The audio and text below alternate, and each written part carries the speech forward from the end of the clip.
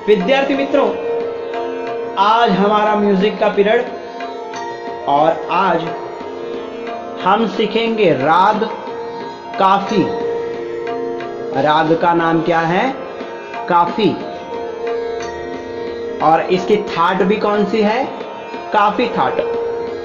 यह काफी थाट का है और राग का नाम भी काफी है। इसकी जानकारी हम सीखते हैं, जानते हैं। देखिए, इस राग में ग और नी यह दो स्वर कोमल होते हैं।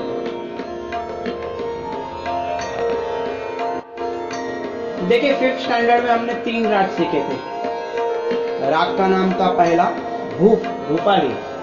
दूसरा राग था दुर्गा। तीसरा राग था सारंग, वृंदावनी सारंग, सारंग राग। पहला भूप राग का हमने सागर ऐसा सरगम गीत सीखा था। दूसरा राग लक्षण गीत दुर्गा राग, दुर्गा राग का लक्षण गीत सीखा था गावत दुर्गा रागिणी। तीसरा राग हमने सीखा था सारंग, जिसमें बंसी बट जमुना तट वह सीखी थी। और इस साल हमने देश राग सीखा है ना, कान मधुर बन बंसी बजा। और आज हम सीख रहे काफी राग। देखो, जनरली 7 शुद्ध स्वर होते सारे गमा पधनी, लेकिन इस राग में है तो सभी के सभी स्वर, कोई वर्जित नहीं है, लेकिन इस राग में ग और नी या 2 स्वर कोमल होते हैं, यानी शुद्ध के बजाय कोमल ग और कोमल नी का उपयोग होता है। इस राग के आरोह अवरोह में 7 के 7 स्वर आते हैं, यानी कि सभी स्वर आते हैं। इसलिए इस राग की जाति को कौन सी जाति कहा जाता है? संपूर्ण।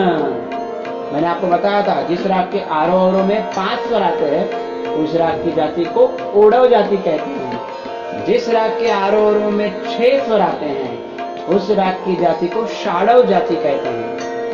और जिस राग के आरोह अवरोह में 7 के 7 स्वर आते हैं उस राग की जाति को संपूर्ण जाति कहा जाता है।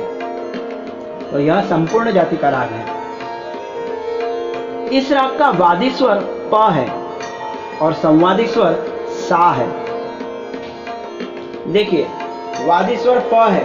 वादी यानी मैंने आपको बताया है, फिर भी मैं एक बार बताऊंगा। वादी यानी बड़ा प्रधान, संवादी यानी उप बड़ा प्रधान। वादी यानी राष्ट्रपति, संवादी यानी उपराष्ट्रपति। वादी यानी प्रिंसिपल, संवादी यानी वाइस प्रिंसिपल। यानी पहला जो इंपॉर्टेंस होता है वह किसको होता है? वादी स्वर को। और उसके बाद में सेकंड इंपॉर्टेंट जिसका होता है वह कौन सा होता है? संवादी स्वर। तो इस राग का महत्व का मुख्य स्वर जिसको ज्यादा महत्व है वह कौन सा है? प।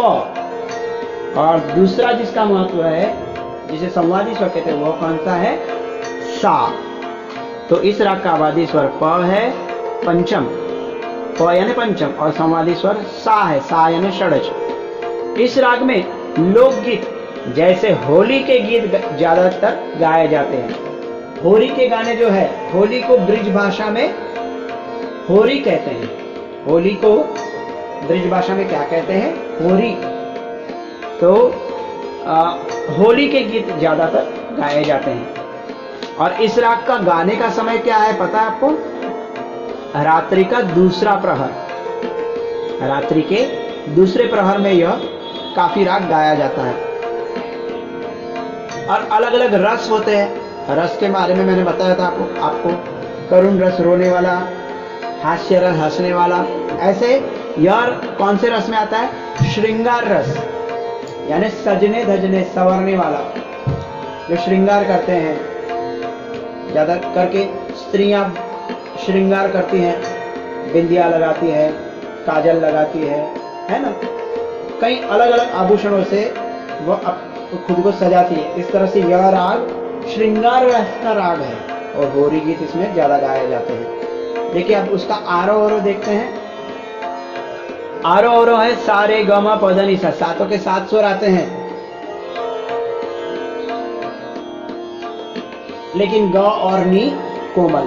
देखते हैं हम लोग, पहले जनरली देखते हैं। सा सा रे ग, ये तो ग शुद्ध है, ग शुद्ध नहीं लेना है हमको, क्या लेना है, ग कोमल। क्योंकि देखिए वातावरण पूरा चेंज हो गया ना, यह काफी राग है और इसमें ग कोमल आता है। तो सा रे ग म प ध नी, नी शुद्ध नहीं लेना है हमको, क्या लेना है, नी कोमल लेना है। तो ध नी नहीं, ध नी, पूरा चेंज वातावरण। ध नी सा। अब मैं फिर से ग कोमल और नी कोमल प्रॉपरली बजाकर पूरा आरोह बोल रहा हूं। आरोह यानी स्वर का ऐसा क्रम, कैसा, स्वर को क्रम से ऊपर चढ़ने की क्रिया को आरोह कहते हैं और स्वर के क्रम से नीचे उतरने की क्रिया को अवरोह कहते हैं। Ascending, descending, up down. तो आरोह मैं फिर से गाता हूं। ग कोमल है, नी कोमल है, शुद्ध ग नहीं लगाना है, नी शुद्ध भी नहीं लगाना है, गाना ही नहीं है ना बजाना है। देखिए, सा रे ग म प ध नी सा। तो राग काफी, सा रे ग म प ध नी सा। सा नी ध, सा नी शुद्ध नहीं, सा नी कोमल। कैसे, सा नी ध प म ध, ग शुद्ध नहीं, ग कोमल। ऐसे म ग रे सा। यानी हम जो सारे गाँव पता नहीं सात शुद्ध स्वर बोलते हैं उससे ये पूरा डिफरेंट है। देखो सात शुद्ध स्वर बोलते हो कैसे बजता है, देखो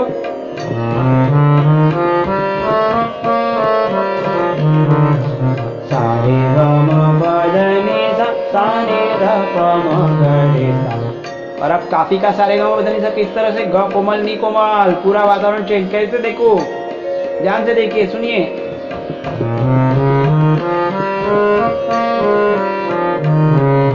सा रे ग म प ध नी सा, सा नी ध प म ग रे सा। ग और नी का खास ध्यान रखिए, ग और नी कैसे आ रहे हैं, कोमल। सा सा रे ग म प ध नी सा, सा नी ध प म ग रे सा। यह हो गया आरोह अवरोह। इसको आकार में, लाकार में, भूमिकार में भी गा सकते हैं। मैं एक बार गा रहा हूं, आपके साथ में गाइए। चलिए आकार में गाते हैं,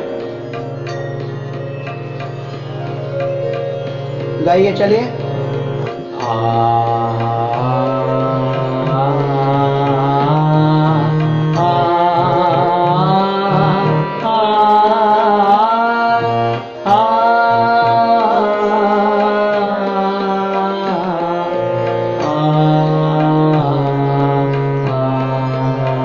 लाकार में ला ला ला ला ला ला ला ला ला ला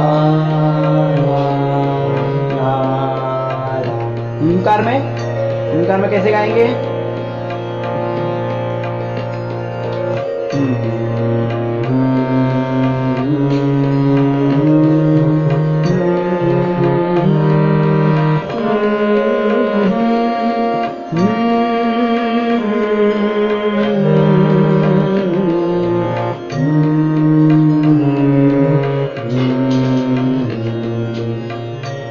ये हो गया आरोह अवरोह। अब इसकी पकड़ गाते हैं। पकड़ यानी किसी को पकड़ना नहीं, पकड़ यानी ऐसा छोटा सा स्वर समूह जिससे पूरे राग की पहचान होती है।